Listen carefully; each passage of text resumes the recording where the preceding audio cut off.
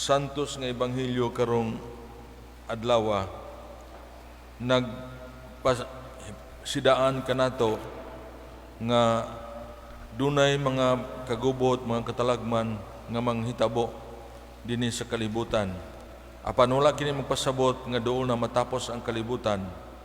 Busa matud pa sa Ginoong Kristo, pabilin kamo nga magmalig-on sa inyong pagtuo ug pagsalig sa Dios.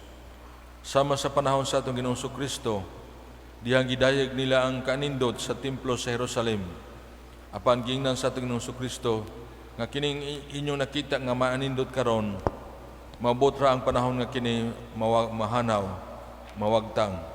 Tungod kay 40 ka tuig gikan sa pagsulti sa atong Ginoong Kristo, gisulong sa mga Romanhon ang Jerusalem ug giguba, gitumpag ang ilahang templo. Apan wala kini pasabot nga matapos na ang kalibutan alang kanila, kundili mga ilhanan lamang kini, nga panahon lamang kini nga sulayan ang ilahang pagtuo o pagsalig sa atong Ginoong Kristo.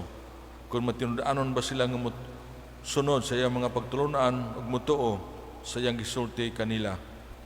Mao nga kadtong nituo ug misalig kaniya, nakaangkon sa kaluwasan ug nahimo silang mga martir, nahimo silang mga santos dito sa gingharian sa Dios.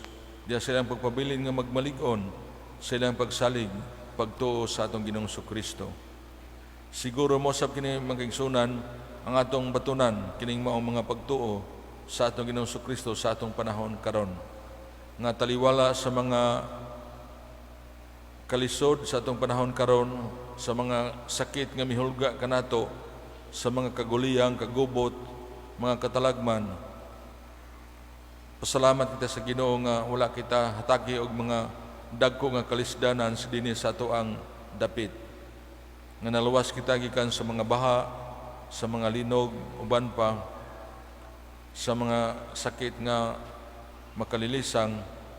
Mga ngay kita magdayeg pasalamat sa kaayo sa Dios diya sa atong tagsa-tagsa ka kinabuhi. Mga kita karon naghalad ining mga misa aron sa pagpasalamat sa Ginoo sa iyang kaayo nga ri kanato.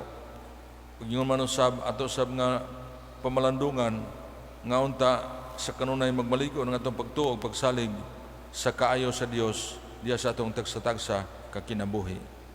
Sa ngalan samahan sa Anak, Espiritu Santo. Amen. Palihog manin.